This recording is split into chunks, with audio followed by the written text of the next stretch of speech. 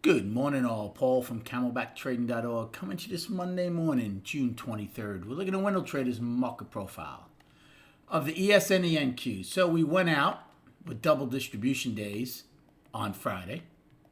The overnight attempted to get to the upper end of the lower distribution, as you can see.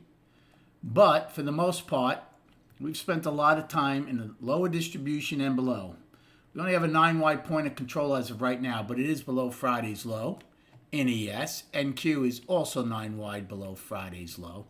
Now remember, Friday's low is a weekly low.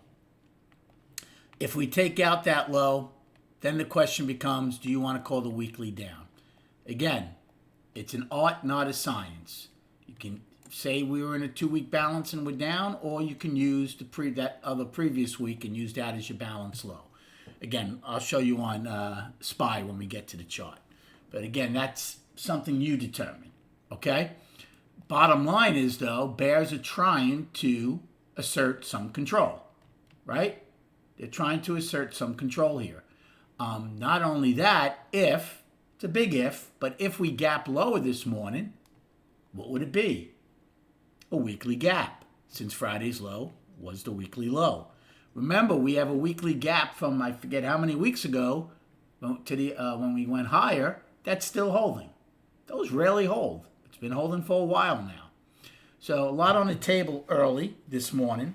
Another thing to keep in mind, NQ had an outside day down. We took out both Wednesday's high, Wednesday's low, and closed below it. Okay? So we have an outside day down. We'll see if we get any follow through from that. I think value is going to be a huge thing today. If bulls are able to get value at least unchanged, then they have a chance to hold last week's low and at least test the upper end of the lower distribution in both ES and in NQ. If value is going to be overlapping the lower or lower, well, then you're definitely going to be taking out last week's low. The daily continues to be down. And then again, you make the decision whether you want to call the weekly down or not. Okay?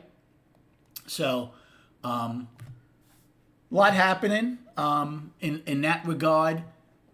As far as a game plan, again, you're right near Friday's lows.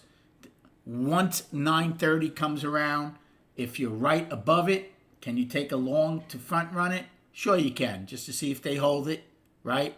If you're below it, then again, it depends on the size of the gap. If it's a small gap, maybe you look to short the gap fill rather than the gap and go crowd, right? Which always fails. Those are two early potential plays, okay? And then chart-wise, so here's the S&P, which I was showing you about on the weekly. Some people will call it 2-week balance. Some people might call it 3-week balance. Again, it's what you decide. So it's either June 2nd's low or last week's low.